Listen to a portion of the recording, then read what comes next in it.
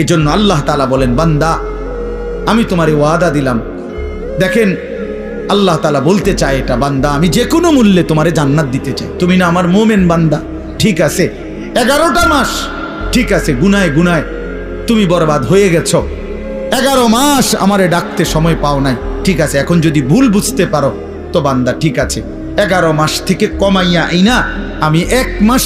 তোমার কাছে সুযোগ চাইল, যাও 1টা মাস আমারে সুযোগ দাও, 1টা মাস গুনাহ ছেড়ে দাও, 1টা মাস আমার হুকুমগুলো পালন করো, আমি 1 মাসেই লাআল্লাকুম তাত্তাকুন মুত্তাকি বানিয়ে দেব, জান্নাতি বানিয়ে দেব।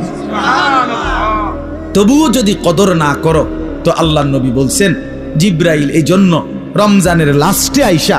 জিব্রাইল বলছে, ইয়া রাসূলুল্লাহ এত বড় রমজান পেয়ে ইফতারের নেকি, সেহরিতে নেকি, তাহাজ্জুদে নেকি,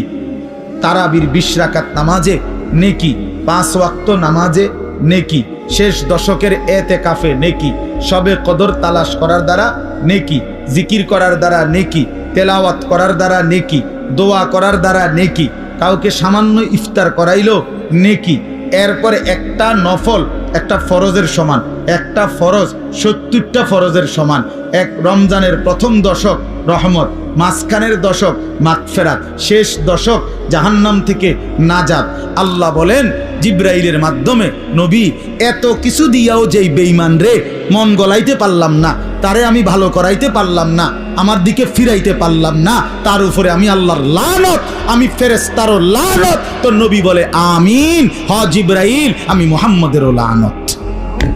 যা তোরুফে খোদার লানত পড়ুক, তোরুফে আল্লাহর লানত পড়ুক তোরুফে। এই জন্য রমজানের শেষ দশকে আইসা জিব্রাইল বলে যায়,